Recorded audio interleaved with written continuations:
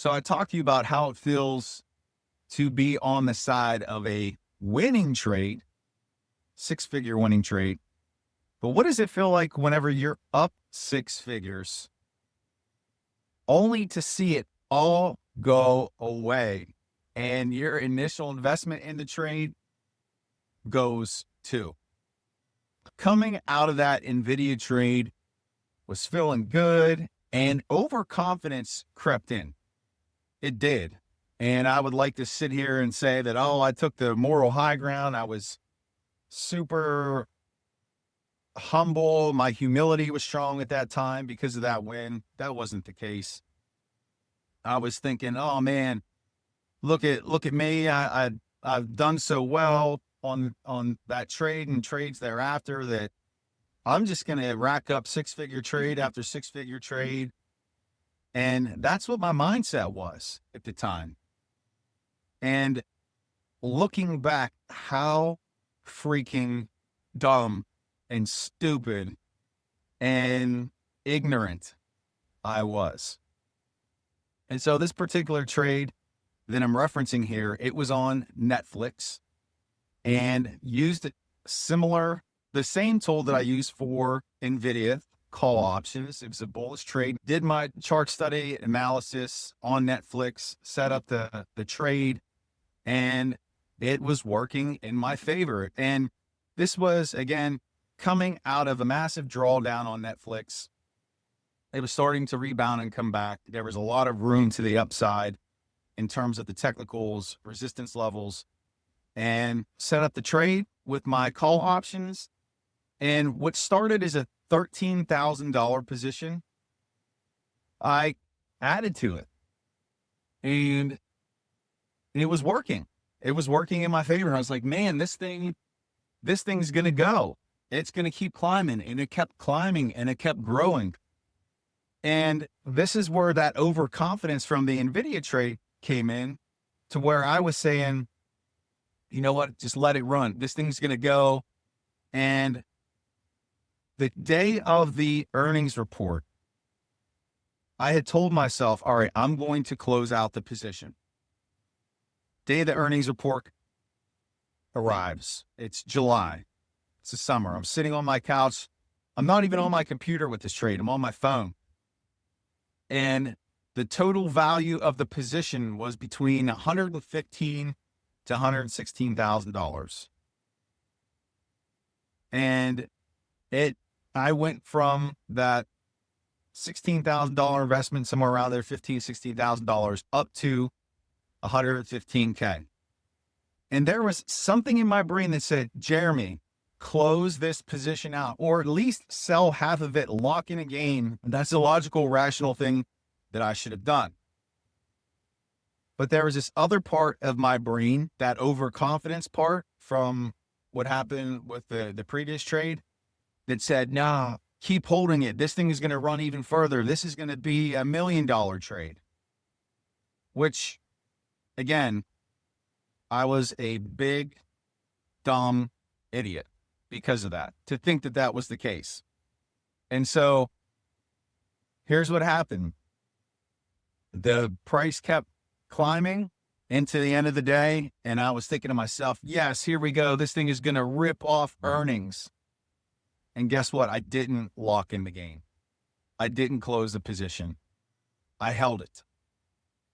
And to this day, to tell this story, it is entirely frustrating and irritating, and it makes me angry at my stupid self from back then, because I missed out on what could have been another amazing trade. Because then here's what proceeded to happen. Market closes. Netflix reports earnings, right? And here's the thing, you can't close your options positions when the market is closed. It closes, they release the results. What happens? This huge, massive candle comes in, it shoots higher. I'm like, here we go, money printer, baby, let's go. This thing is going. But then it didn't hold.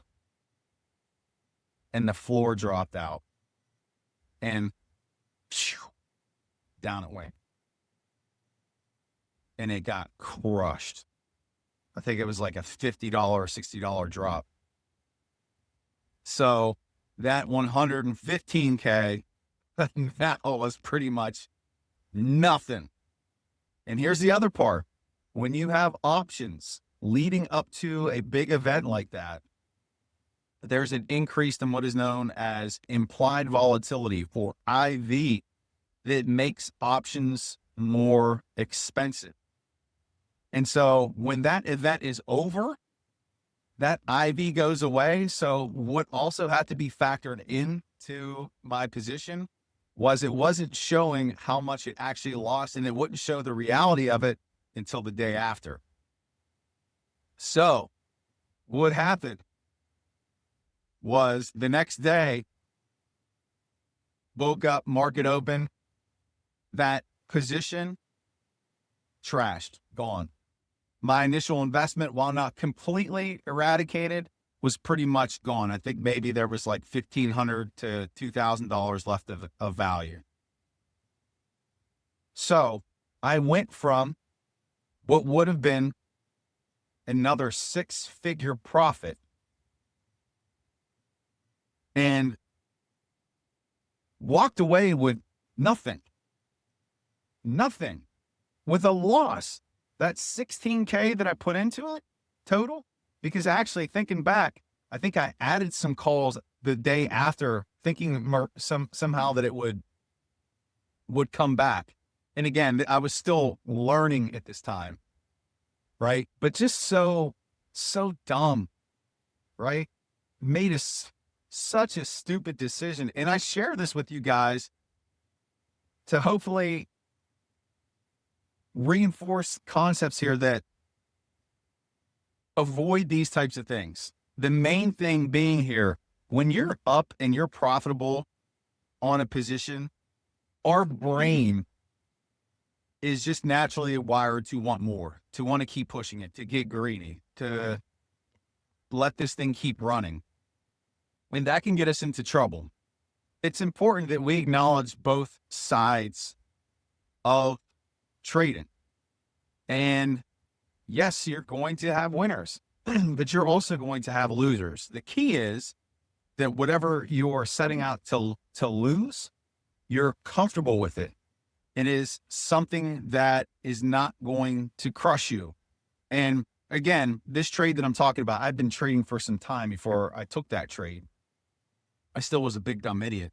But when you're starting out trading, you've got to start very, very small. In fact, before you even go to real money, you should be starting with paper trading, which just means trading with, you can use live market data, but there are systems out there where you can trade fake money. So you can see what your results would be with your system, or you could back trade historical data. You start there first, then you move to real money. And you start with very small amounts, $5, $10, $20, and you gradually build yourself up. So that is a key component, is knowing what you are risking on the trade that you're okay with losing. And this Netflix trade, I'll be honest with you, I did not stick to my plan. I did not stick with my stop loss. I did not close the trade and follow my plan. I broke my rules. And when you break the rules of your trading plan, these are the types of things that happen. You are left with, sure, it's an interesting trading story, but I'm going to tell you now, I still think back on it. I'm like, you dirty dog, right? But at the end of the day, it was me. It was my fault. I let greed be in the driver's seat, take me over. I didn't manage myself. I didn't manage my emotions. I didn't have the discipline to follow my plan and lock in the game. And I deserved it. I deserved that loss. Every bit of that money that I put into that position, I deserve to lose. And I'm not going to sit here and say, oh, it's a moral victory that, I learned so much moving forward. I did, but it's a painful memory to remind me that, hey, don't do that again. So it definitely has shaped my behavior moving forward. But if there's one thing to take away from this, is if you are trading and pursuing trading and you're profitable on your trade and you have hit your profit target, and the stock has run, or if you have an options position and it ran for you, there is nothing wrong with locking in your gain. Or if you have multiple shares, multiple contracts, sell partials, which just means sell part of your position to lock in a gain, right? And then you could let the rest run, or you could pay for the trade. So worst case scenario, you break even. But this guy in that moment did none of that. Did none of that. And I don't want that for you. I want you guys to make better decisions and learn from my idiocy, because that was just dumb. And I've got plenty more stories to share with you guys, but I wanted to put this one out there because, like I said in the video from last week, the journey of trading is going to take you some very unique places, different places. You're going to learn so much about yourself. You're going to learn how you react and respond in different scenarios, different situations. And that's where a trading plan becomes so critical in what you do. And not just having that trading plan, but making sure that you stick to it to the letter of the law, because that's when you start getting into trouble. And looking back on that moment, like I said, it is still painful to think about, man, that would have been a nice win that day. But everything happens for a reason.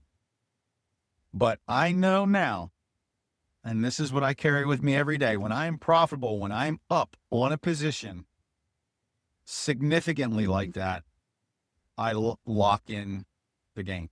I lock it in. And I set it up so my stop loss is moved either into the money or in a position where I lose smaller. So I'm managing that trade. But more importantly, whenever that greed creeps in, I have that internal check that says, time out. We're about to make a bad decision. Time to stop.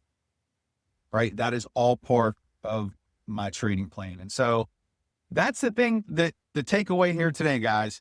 Make sure you have a trading plan, which is just essentially your set of rules that you follow when you're trading to make sure that you maximize your opportunity, you maximize your profit, and you minimize your losers. That's the key. Any trader who is going to have success in this world must have a trading plan. So let me know in the comments if you're willing to share. Have you had a similar situation where you were up on a position and you didn't lock it in, only to see it flip on you and tank and dump?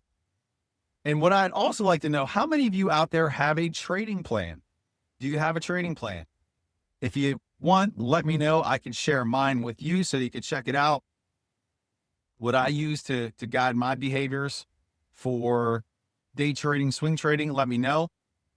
And I appreciate you watching this video here. If you haven't done so, smash that subscribe button.